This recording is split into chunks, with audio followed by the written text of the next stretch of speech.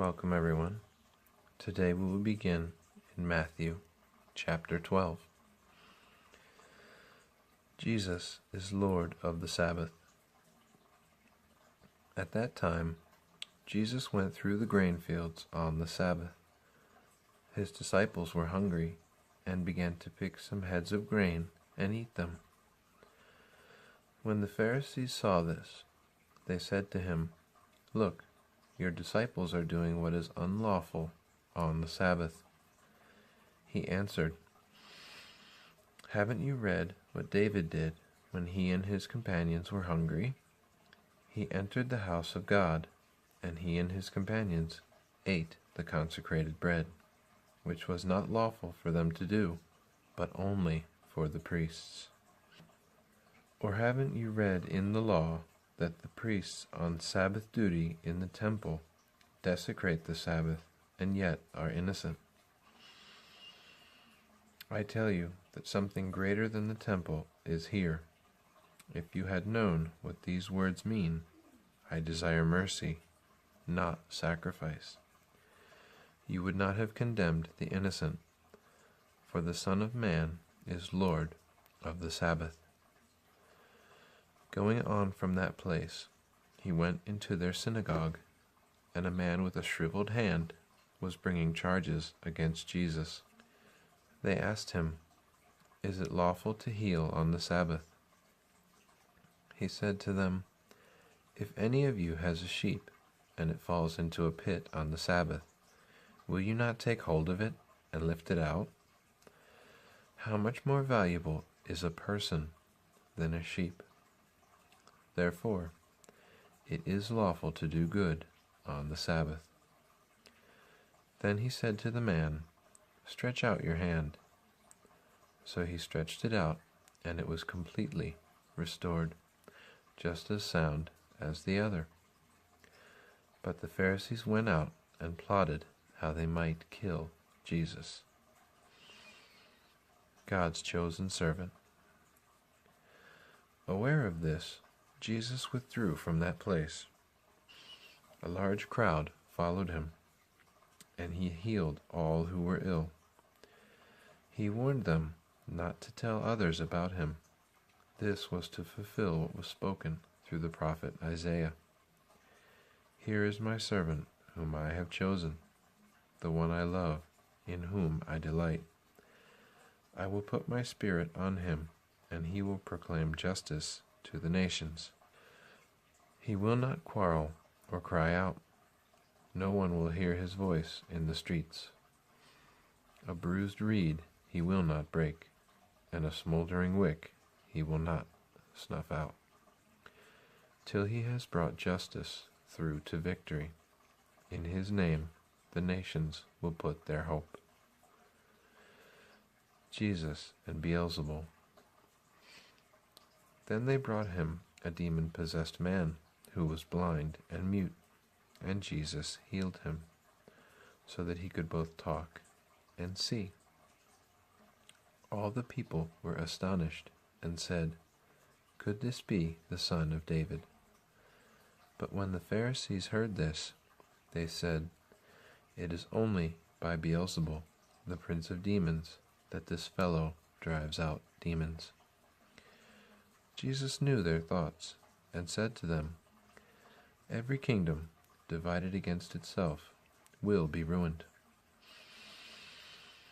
and every city or household divided against itself will not stand. If Satan drives out Satan, he is divided against himself. How then can his kingdom stand? And if I drive out demons by Beelzebul, by whom do your people drive them out? So then, they will be your judges. But if it is by the Spirit of God that I drive out demons, then the kingdom of God has come upon you. Or again, how can anyone enter a strong man's house and carry off his possessions, unless he first ties up the strong man? Then he can plunder his house. Whoever is not with me is against me, and whoever does not gather with me scatters. And so I tell you, every kind of sin and slander can be forgiven, but blasphemy against the Spirit will not be forgiven. Anyone who speaks a word against the Son of Man will be forgiven, but anyone who speaks against the Holy Spirit will not be forgiven, either in this age or in the age to come. Make a tree good, and its fruit will be good, or make a tree bad, and its fruit will be bad. For a tree is recognized by its fruit. You brood of vipers, how can you who are evil say anything good? For the mouth speaks what the heart is full of. A good man brings good things out of the good stored up in him, and an evil man brings evil things out of the evil stored up in him. But I tell you, everyone will have to give account on the day of judgment for every empty word they have spoken. For by your words you will be acquitted, and by your words you will be condemned. The sign of Jonah. Then some of the Pharisees and teachers of the law said to him, Teacher, we want to see a sign from you.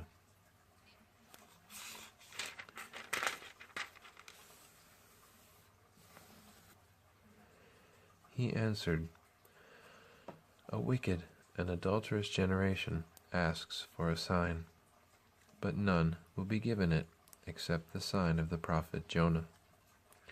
For as Jonah was 3 days and 3 nights in the belly of a huge fish, so the Son of Man will be 3 days and 3 nights in the heart of the earth. The men of Nineveh will stand up at the judgment with this generation and condemn it. For they repented at the preaching of Jonah, and now something greater than Jonah is here. The queen of the south will rise at the judgment with this generation and condemn it. For she came from the ends of the earth to listen to Solomon's wisdom, and now something greater than Solomon is here. When an impure spirit comes out of a person, it goes through arid places seeking rest, and does not find it. Then it says, I will return to the house I left. When it arrives, it finds the house unoccupied, swept clean, and put in order. Then it goes and takes with it 7 other spirits more wicked than itself, and they go in and live there, and their final condition of the person is worse than the first. This is how it will be with this wicked generation. Jesus' mother and brothers. While Jesus was still talking to the crowd, his mother and brothers stood outside, wanting to speak to him. Someone told him, Your mother and brothers are standing outside wanting to speak to you. He replied to him, Who is my mother, and who are my brothers? Pointing to his disciples, he said, Here are my mother and my brothers. For whoever does the will of my Father in heaven is my brother and sister and mother. Chapter 13. The Parable of the Sower. That same day, Jesus went out of the house and sat by the lake. Such large crowds gathered near him that he got into a boat and sat in it, while all the people stood on the shore. Then he told them many things in parables, saying, A farmer went out to sow his seed. As he was scattering the seed, some fell along the path, and the birds came and ate it up. Some fell on rocky places where it did not have much soil. It sprang up quickly because the soil was shallow, but when the sun came up, the plants were scorched, and they withered because they had no root. Other seed fell among thorns, which grew up and choked the plants. Still, other seed fell on good soil, where it produced a crop 100, 60, or 30 times what was sown. Whoever has ears, let them hear. The disciples came to him and asked, "Why do you speak to the people in parables?" He replied, "Because the knowledge of the secrets of the kingdom of heaven has been given to you, but not to them. Whoever has will be given more, and they will have an abundance. Whoever does not have, even what they have will be taken from them. This is why I speak to them in parables. Though seeing, they do not see. Though hearing, they do not hear or understand. In them is fulfilled the prophecy of Isaiah. You will be ever hearing, but never understanding. You will be ever seeing, but never perceiving. For this people's heart has become calloused. They hardly hear with their ears, and they have closed their eyes. Otherwise, they might see with their eyes, hear with their ears, understand with their hearts, and turn, and I would heal them. But blessed are your eyes, because they see, and your ears, because they hear. For truly I tell you, many prophets and righteous people longed to see what you see, but did not see it, and to hear what you hear, but did not hear it. Listen then to what the parable of the sower means. When anyone hears the message about the kingdom and does not understand it, the evil one comes and snatches away what was sown in their heart. This is the seed sown along the path. The seed falling on rocky ground refers to someone who hears the word and at once receives it with joy. But since they have no root, they last only a short time. When trouble or persecution comes because of the word, they quickly fall away. The seed falling among the thorns refers to someone who hears the word, but the worries of this life and the deceitfulness of wealth choke the word, making it unfruitful. But the seed falling on good soil refers to someone who hears the word and understands it. This is the one who will produce a crop yielding 100, 60, or 30 times what was sown. The parable of the weeds. Jesus told them another parable. The kingdom of heaven is like a man who sowed good seed in his field, but while everyone was sleeping, his enemy came and sowed weeds among the wheat and went away. When the wheat sprouted and formed heads, then the weeds also appeared. The owner's servants came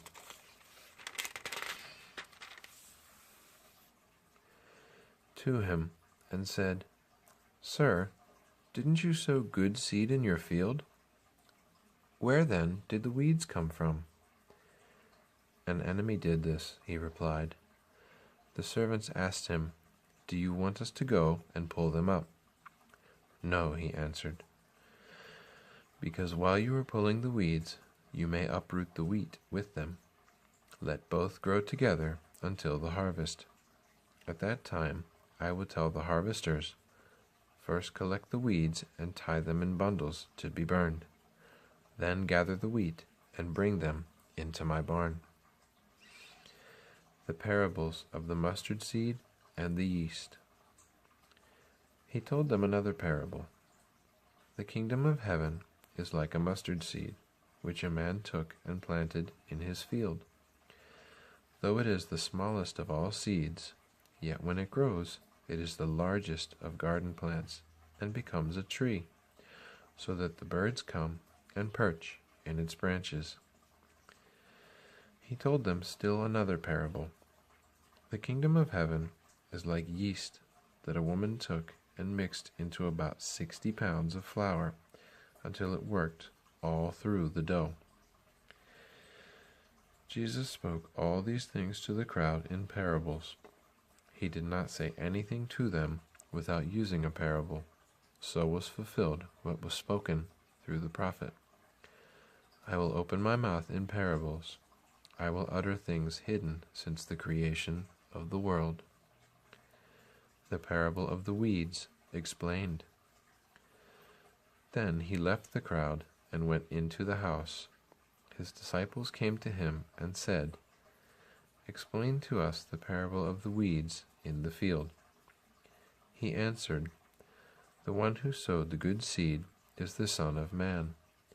The field is the world, and the good seed stands for the people of the kingdom. The weeds are the people of the evil one, and the enemy who sows them is the devil. The harvest is the end of the age, and the harvesters are angels. As the weeds are pulled up and burned in the fire, so it will be at the end of the age. The Son of Man will send out his angels, and they will weed out of his kingdom everything that causes sin and all who do evil.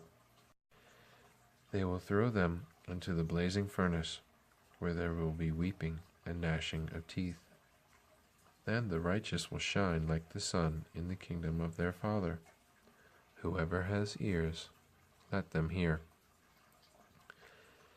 The parables of the hidden treasure and the pearl.